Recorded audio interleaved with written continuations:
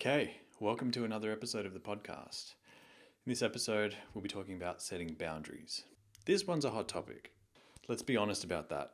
This is something I see a lot in the personal development world, but I also see it a lot on social media. People talking about the importance of setting boundaries and the respectful way to set boundaries, and why if you don't set boundaries, you're essentially a pushover. Not necessarily those words, but that's what is being alluded to from a lot of these personal development and self-help, shall we say, gurus or leaders. And my issue with that is I think it's setting people up with a false construct of what is important and what isn't important when it comes to setting boundaries. There's a lot of myths out there, and I do my best to try and dispel some of them, but also give you practical tools that you can use and maybe some insights that you may not hear elsewhere. If we talk about setting boundaries the way it is typically promoted and taught, it's usually, let's say I was to hurt your feelings somehow, and maybe in one of these episodes I have, you feel like I've hurt your feelings. I've bruised some aspect of your emotional landscape. And you then decide that you want to set a boundary with me and tell me, hey, that's not okay that you've done that. Okay, fair enough. But what value are you getting from that if you are setting a boundary with me? Probably none, which is my issue when it comes to setting boundaries. Now, I know I'm sort of coming at this really directly. What I've seen is the case with a lot of people in terms of the way that they've been taught how to set boundaries according to the personal development and self-help world, is that you're setting a boundary from a disempowered place. You're not necessarily empowering yourself. You're saying, that hurt, I don't like that, stop, go away, or don't do that anymore, get away from me. Now, if you were to extrapolate that behavior every time somebody did something you didn't like, think about how many people you would push away in your life. Because I promise you, everyone will at some point do something you do not like that quote unquote crosses a boundary. And if you're the one who's actually setting a boundary there and putting this wall up and saying, no, you can't cross because you did this, that hurt me, then you're basically pushing almost everyone away, because we're all bound to do something that's annoyed you, pissed you off, hurt your feelings, or something along those lines. And so then the value of setting a boundary gets diminished because you're essentially isolating yourself from anybody who's done anything that's ever hurt you. I see that coming from somebody who's disempowered. Now, that might be you. I may be talking about you specifically. So this might actually be hitting a nerve. If I am, and you feel tempted to stop listening to this or stop watching this episode, bear with me. I want you to listen to this to the end before you set a boundary with me in this episode, right? I want you to embrace the discomfort of this conversation to the best of your ability, because the framework and the insight I want to give you throughout this episode might actually set you up for some serious empowerment for the rest of your life. And I know that's a big claim, but what lay ahead of you is huge in terms of your life. And if I'm able to give you something that's actually going to help you embrace an opportunity rather than turn it away, then I want to make sure that there's something I've contributed here that leads you to the perfect opportunity that you've been waiting for. So when it comes to setting boundaries, what we typically do when we're feeling hurt, when we've experienced and perceived some kind of pain, is, I don't want you to do that ever again. Please stay away, right? But that's disempowered. The challenge is, if you're communicating boundaries, it's because you're trying to avoid the pain instead of actually finding the gift in the experience. My preference is that you find the gift in the experience rather than saying, oh, I don't want that, go away. Because maybe there's something in there, but beyond the surface of what you're looking at, just past the superficial layers of whatever the behavior is, that is actually something that could unlock a whole other experience for you in terms of your life. Now, what could that gift be? It could be a wide variety of things, and it's dependent on the specific circumstances, right? But what I want you to do is start looking at, when you're experiencing some kind of pain in your life, my preference is your first response isn't, "I'll go away, don't do that," and avoid the pain, but actually slowing down and asking yourself, well, what's the opportunity here? What is something that I can learn? What's the gift that I get from this experience that I may not have received any other way? What if it actually took you experiencing the gift of this pain for you to wake up to something about yourself, about your life that you're trying to create, or maybe a relationship that you have in your life. And the only way that the universe or the world around you was going to get your attention was through this form of pain. And now we've all experienced that pain in different areas of our life. Sometimes we need to go broke before we decide we're going to start a savings plan and start using a budget. Sometimes we need to experience heartbreak for the 5th time to realize that's not the kind of person that I want to date anymore. Sometimes you need to go through a few jobs that are really painful for you to realize what it is you genuinely are aligned with and what kind of company culture or what kind of leader you want to work with. There are always gifts to be found, and it's up to you. No one else will do it for you. It's entirely up to you to extract whatever the gift of the experience is. As long as you're avoiding pain, you won't slow down long enough to confront the thing that's causing the pain, to extract the gift, to kind of crack it open. If you think about cracking open a piece of rubble to find a diamond on the inside, I want you to be able to crack open that rubble and find the diamond, but you've got to take time in confronting the rubble and embracing it and giving it your concentrated focus, which most people don't want to do with the things that cause them pain. So I want you to think about the typical forms of boundary setting, and this is probably going to change the way you see it to a point where if you start seeing posts on social media or anywhere for that matter, emails you might get, newsletters or books that you read, and they're talking about boundary setting, you will probably start seeing just how disempowered it is when people are describing these different strategies for setting boundaries, right? So this is actually a compensation for feeling disempowered, right? This is people wanting to say, well, this hurt. I need to put space between me and this pain because I don't know how to embrace the difficulty. I don't know how to embrace the adversity or the pain of this experience. So I would rather create space and avoid it and turn that way so you can keep your distance from me. Then you turn around and you go and face some other direction that you want to head in, and then you find yourself dealing with another challenge, another thing that causes you pain. And then what do you do in those circumstances? Same thing. You look at that circumstance and you're like, oh, I don't like that pain either. I need to create some distance between you and I. And by doing so, I want to avoid you. And so then you start going in this direction. And if you repeat that enough, you end up just kind of pushing all these different opportunities away.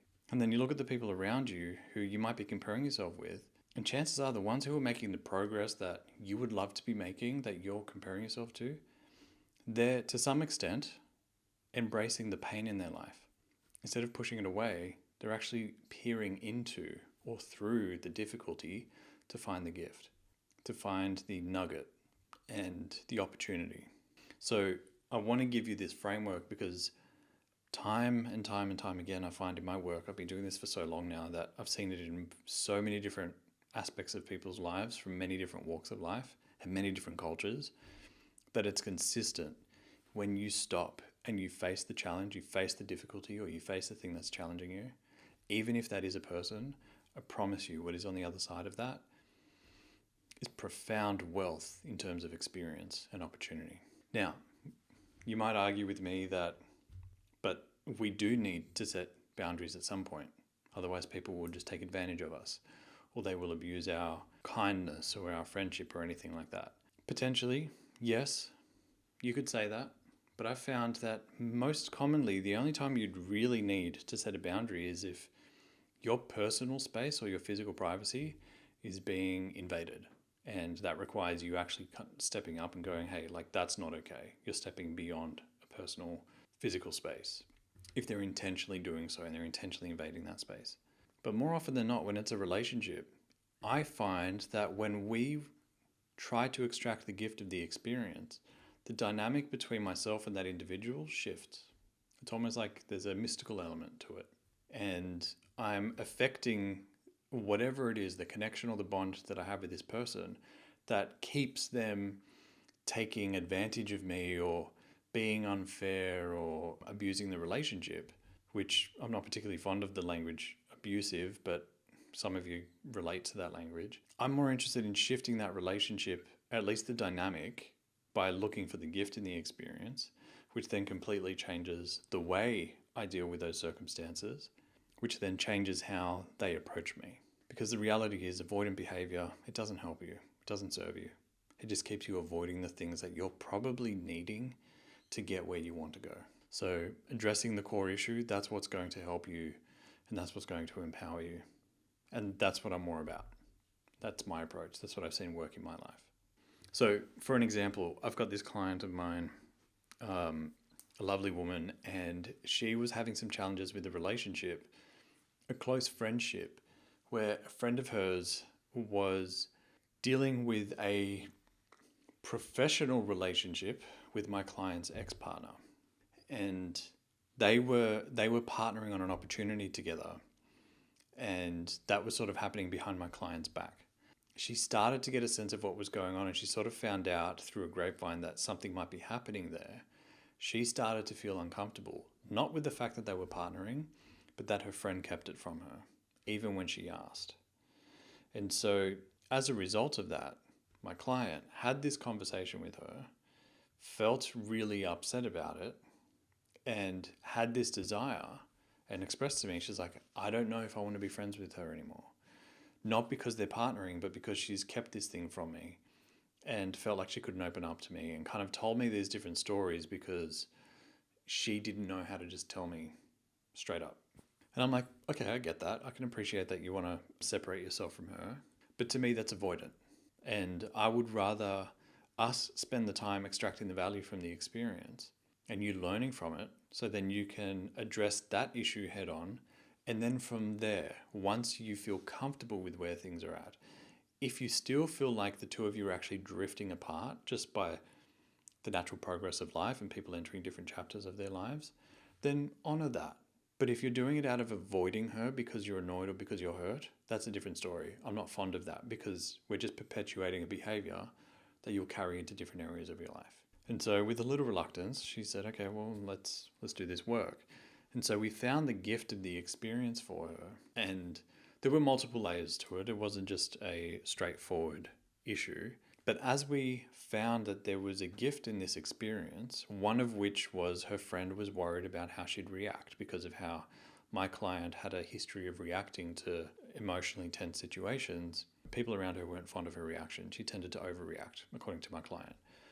And so what had happened, what she realized in this experience with her friend, with this recent scenario, was that she was having to confront this issue, this history that she has of having overreactions to circumstances.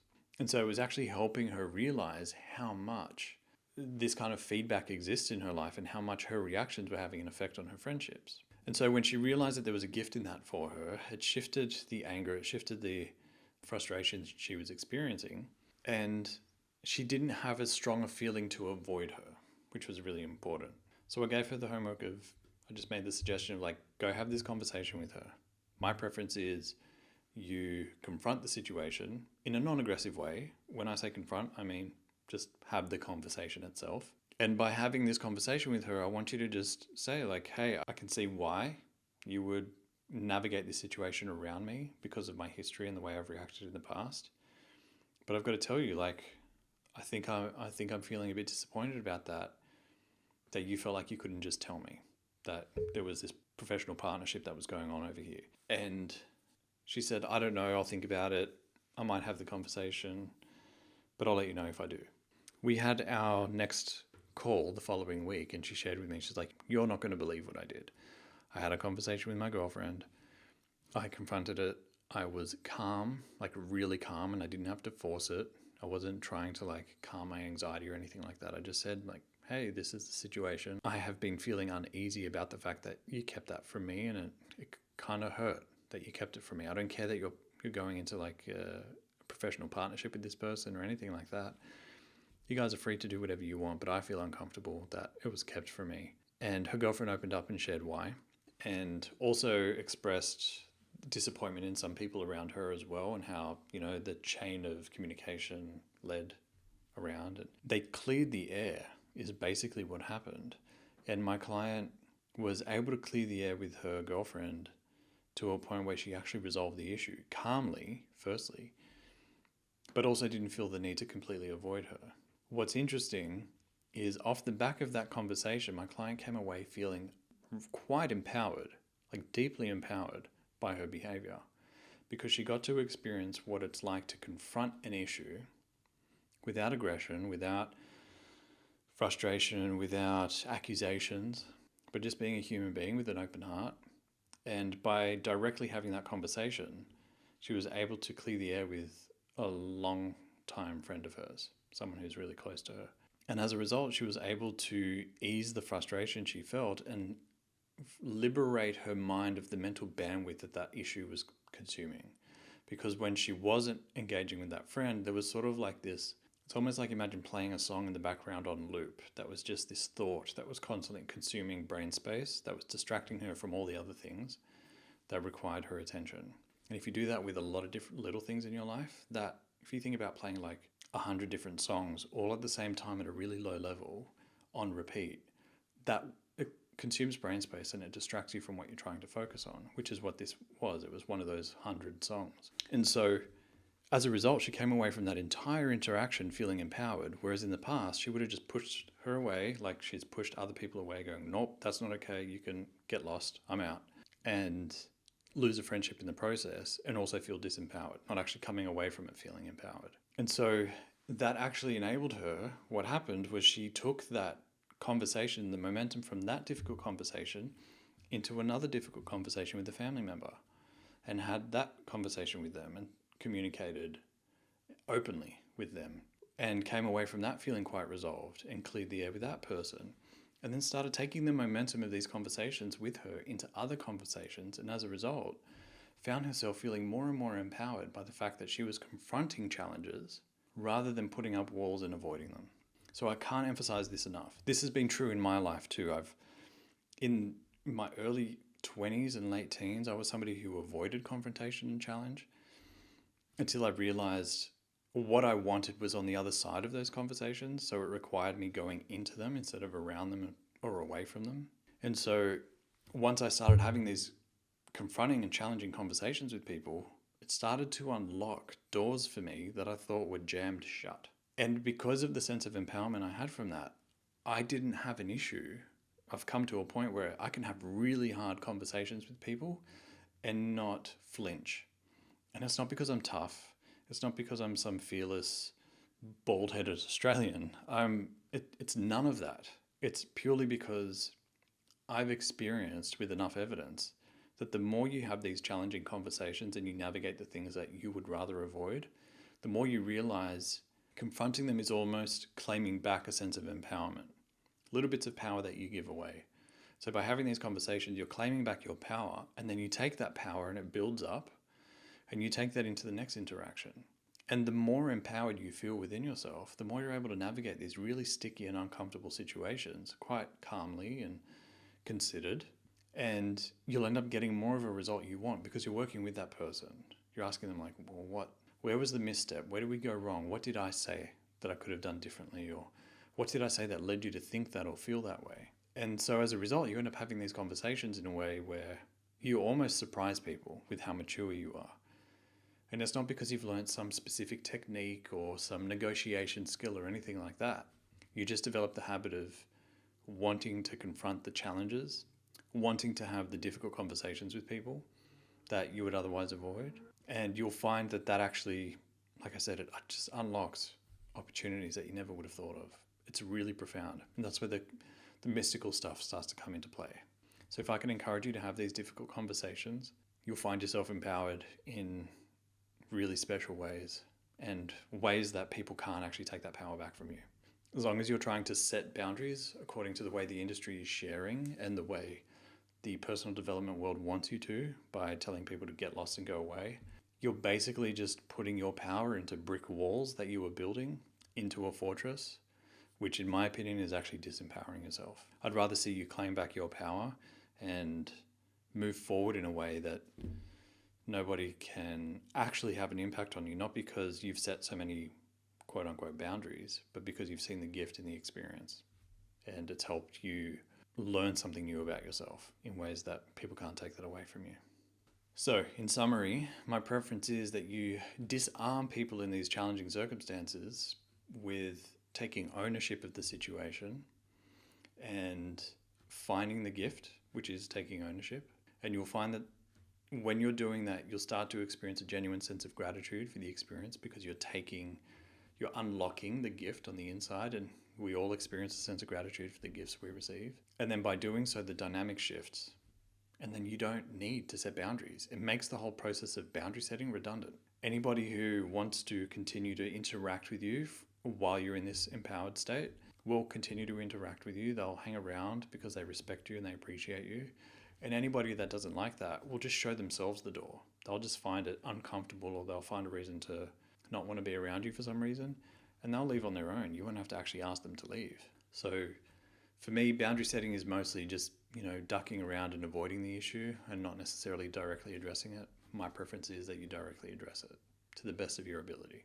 You don't have to get it perfect, right? It's going to take a few goes, but the more you do it, just like anything, the more reps that you get in, the more you'll develop mastery around it, and the more that you'll start to find what specifically works within that.